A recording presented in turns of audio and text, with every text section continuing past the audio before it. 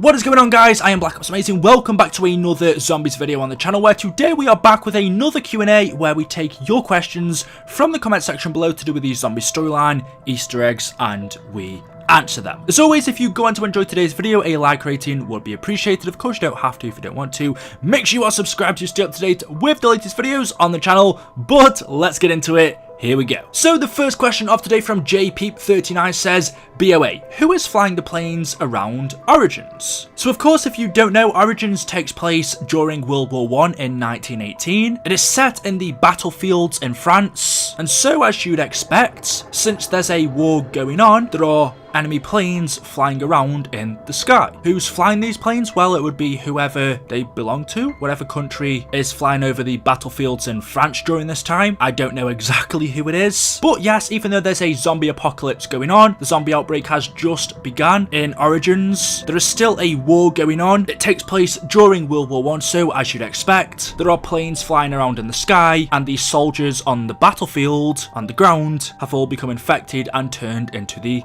undead. Meanwhile, those in the sky haven't. The next question of today says, why are there the Ray Gun Mark 4 and 5 blueprints in the BO4 coding? Now, I'd seen this question asked to me quite a few times, and when I first saw it, I had absolutely no idea what this person was going on about. I haven't looked in the coding of BO4. I don't even know if you can with how it's set up now. I know it was super easy to go in there and extract files from previous games, but since the PC version is done differently this time around on BO4, I know it's harder to go in there and take files from the game, which is one of the reasons why we don't have the audio for our characters. Usually what I'd like to do for previous games, especially with BO3, is with every map, go in the files and take a look at all of the things, all of the audio quotes that our characters say, because they can say some very interesting things, and in game it's very difficult to hear them sometimes, especially with all of the surrounding noises, and you don't always get to hear all of the quotes in game. So with previous games, you could go into the coding, extract all of the quotes said by our characters, and learn some new and interesting stuff about our storyline. With BO4 this time around, we can't do that, which is disappointing. I reckon there's some interesting stuff that our characters have said that we might have missed that could help us with the storyline. However, getting back to the main topic, I was sent, I think around about a month ago, I've had this stored on my PC for a long time now, but I was tweeted these two images of the Ray Gun Mark 1 and Mark 2, along with other versions of the Ray Gun that apparently can be found within the coding. Now, I don't know anything about this personally, so I can't say if this is real or not, and I believe I actually saw another YouTuber, I think it was the Gaming Revolution, who brought these up in a video as well, but personally, I don't know anything about them. Apparently, you can obtain them by pack-a-punching in Classified, but I've never actually seen them myself, so I just wanted to put that out there. However, though, these are interesting. The first one, as you can see, is the Ray Gun Mark 1, which is interesting because we know that the original Ray Gun was created by Maxis. However, the upgraded version, or the Pack-a-Punch version, the better version, was created by Dr. H. Porter. And then we can see this image, which I assume is him. Again, that is if this is legit, I don't know. Either way, it's interesting. And then there's some other numbers as well, but that's the Ray Gun Mark 1. There's not really anything new on there that we didn't know about it before. All of the pieces are labeled. And then the second image, which is more interesting, we have at the top the Ray Gun Mark 2, which again, going off memory, I believe it was created by H. Porter, and it does say that down the bottom left. But then what you may also notice right down the bottom, these tiny little drawings, there are some different looking ray guns. We haven't seen these ones before. There are two of them, and it says just above, prototype ray gun. So there are two different drawings, and it says Mark 5. Above this, it says unstable power output. There's also some other writing that says discharge. I can't quite tell what it fully says, but as you can see, there are two ray guns that don't look like any of the ones we've seen so far. We've had the Ray Gun Mark 1, we've seen the Ray Gun Mark 2, and the Ray Gun Mark 3 in Gorod Karovi. We've never gone past that. Yes, we did have a similar type weapon in Dead of the Night. It wasn't a ray gun, it just looked very similar. That weapon was created by Alistair, but we've never gone past the Ray Gun Mark 3, and now on this sheet of paper we see two different ray guns. One of them is called the Ray Gun Mark V or 5, so I would assume that the other one is the Mark 4, even though it doesn't say it. And if that's the case, why weren't these put into production? Well, as it says, these are prototypes and they had an unstable power output. Clearly these weapons had problems. That is, of course, if this is real. Like I said, I don't know. However, you would expect us to see another version of the ray gun in BO4. We've pretty much seen a new one in every COD game. In Black Ops 1 and World at War, we had the ray gun Mark 1. In Black Ops 2, we had the ray gun Mark 2. In BO3, we had the ray gun Mark 3. So you'd expect in BO4, we would get the ray gun Mark 4, or maybe even the Mark 5. Obviously, so far we haven't really had any new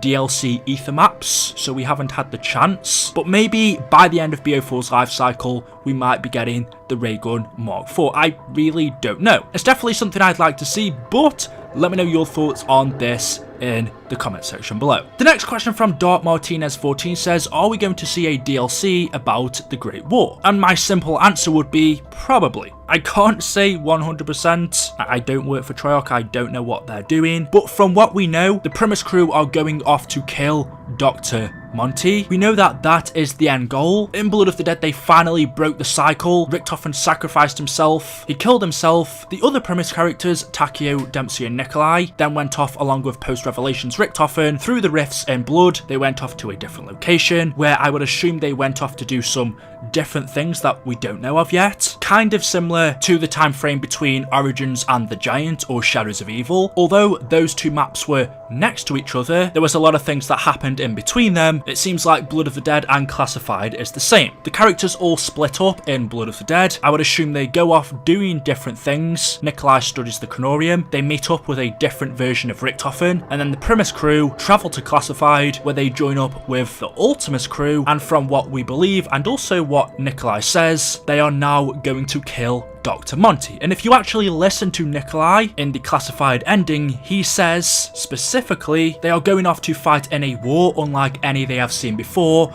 and this war is the Great War. Is that your plan, Nikolai? To give up and drink yourself to oblivion? Or do you want to make a difference for once in your life? You. Scheiße. You four must come with us. In time, it will make sense. Now. Intruders on the base. Hacker 4. Now we must go, quickly. There is a war to be fought. War? What kind of war? A war unlike any you have ever seen. The Great. So Nikolai even confirms that our characters are in fact going to the Great War. And if you don't know what that is for some reason, it is this at the end of the Revelations Easter egg. When the Primis crew gets sent back in time, or should I say when the cycle is reset, when they get sent back to the beginning, they are sent to the Great War, where Primis are holding the staffs up on the Great Mound after defeating the Apothicans. This is the Great War. This is where Primis and Ultimis, it seems, are going to defeat Dr. Monty. So yes, it pretty much, I would say, is confirmed, although not officially, that the Great War is going to be a DLC map. And I am extremely excited for this because from what we know about it, a lot went on. Not only were Primis involved, but there was also the Keepers, there was Apothicans fighting in the Great War, there was a very interesting character that we really haven't seen so far, only heard of, and that was Pablo Marinus, so hopefully we'll see more of him. Like I said, Dr. Monty, the Shadow Man, no doubt they'll be involved, along with a bunch of zombies, and also as we can see in the Revelations ending, there are people here as well, so maybe people, knights, possibly they'll be fighting or involved in this DLC as well. When it will be coming, it would make sense for it to be DLC for the end, but apparently all of our DLC maps are going to be Chaos storyline related, so when exactly the Ether story is going to carry on, I'm not sure. After the Chaos story is finished, maybe Black Ops 4 this time around is having 2 cycles, so DLC will carry on into the next game for a whole nother year. I really don't know how DLC is working, but I think we can say the Great War is coming. Mr. Sponge says, BOA, I'm so confused. Is Samantha American or German? Because in Classified, she has a German voice, but in the BO3 ending, or I guess you could say BO2 ending as well, when she's one of the kids in the house, she has an American accent. Love your videos. So this is very true. If you listen to Samantha all throughout World at War, Black Ops 1, she is very much German. In fact, we know she's German because her father is Dr. Maxis, and Maxis himself is German, and she did have a German accent through World at War and BO1, but then all of a sudden in BO2, in that ending, when we first heard Samantha talk, she didn't really have her German accent. She sounded, well, as you said, American. Gates to Agartha opened. The 4 heroes were rewarded with riches beyond imagination. From that day forward, they knew that Samantha would keep them safe. Forever.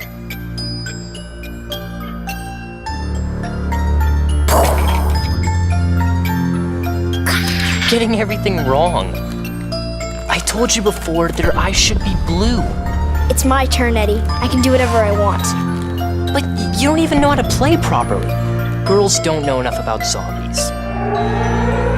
It's weird because in no way should Samantha have changed her accent. We know the version of Samantha that we see in the house teleported to Origins, to Dimension 63 from Buried, and in that timeline she was German, so it makes no sense. I don't think Treyarch have ever said anything about this from my memory. If they have, let me know in the comment section below, but it is true. And also the same goes for Eddie as well. Eddie, of course, is Richtofen as a child, but even in the Origin ending cutscene, he didn't have a German accent either when he should have. The only thing I can think of is that these are kids. They haven't grown up in Germany. They've grown up in Monty's house, so they wouldn't have developed their German accents. That's really the only thing I can think of. Other than that, it's possible Treyarch forgot, which I can't really see happening. And if that's not the case, then there must be a reason behind it. And right now, off the top of my head, I can't think of any other explanation. Anyway, guys, that is all I have for you for today's video. As always, hopefully you have enjoyed. If you have, you know what to do.